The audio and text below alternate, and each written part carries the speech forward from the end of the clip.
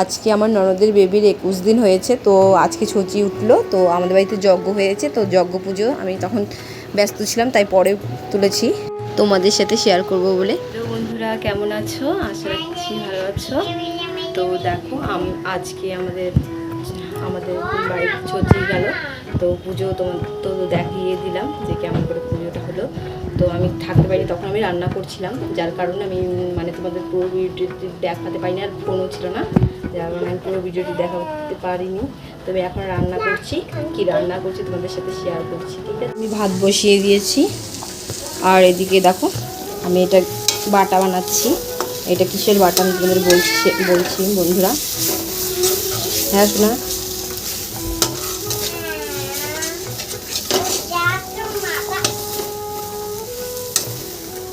তো এখানে আমি অন্ধকারে বোঝা যাচ্ছে না, তো এই দেখো এখানে লাউয়ের চুকলো আর হলো আলু ভাজা করেছি।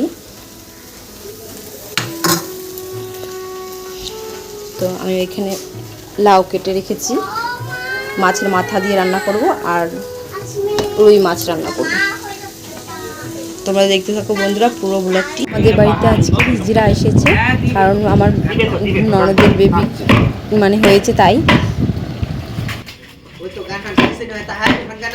একবার ছেড়ে দিলে সোনার গৌর আর তো পাবো না, একবার ছেড়ে দিলে সোনার গৌর আর তো পাবো না, না না ছেড়ে দেব না আমি বাজারে রাখবো, ছেড়ে দেব না তোমায় দিদালাতে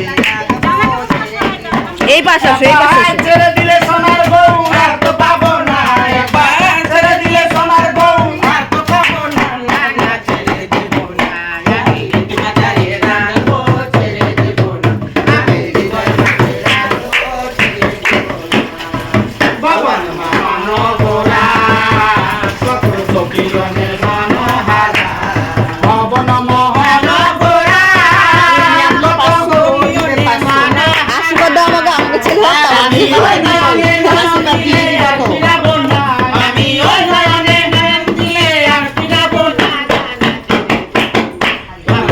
মাজারে রাখবো, ছেড়ে দেব না তোমার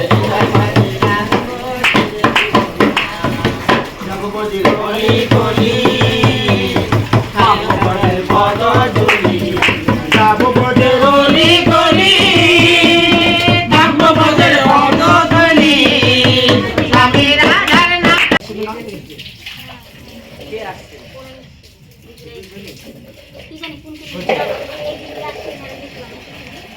শাখা সিঁদুর অক্ষয় হোক, হাতের শাখা পাথর হোক, স্বামীর সোহাগী হোক, স্বামীর লম্বা উমার হোক, নাতি পাতার সুপারি দূর যাক, আমার যতগুলো চুল আছে তোর নাতির যত চালু হয় যত আছে তোরা ছোট নাতিগুলো আসো দে সবাইকে লাগাই আশীর্বাদ করো বৌমা গো, দুই ঘরে দেন, দুই নাতি আছে। দুই ঘরে দুই নাতি ভাতার আসো, একটা নাতি ভাতার হয়েছে, আরো তোর ইয়ার বুঝ যাবো।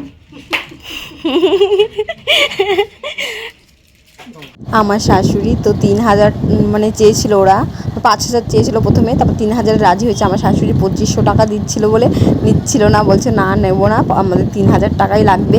তো এখানে একটু কথা চলছিল, তো ওরা 2500 টাকা রাজি হয়ে গিয়েছিল, তারপর ওদের 2500 টাকায় দেওয়া হয়েছিল। এখানে পুচকাকে নিয়ে নাচানাচি করলো।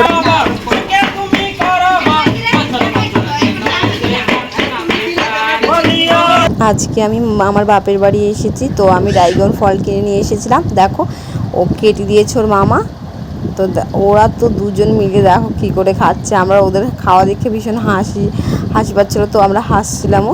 তো বন্ধুরা পুরো ব্লগটি কেমন লাগলো, ভালো লাগলে please like comment share subscribe করে দিও নতুন বন্ধুরা।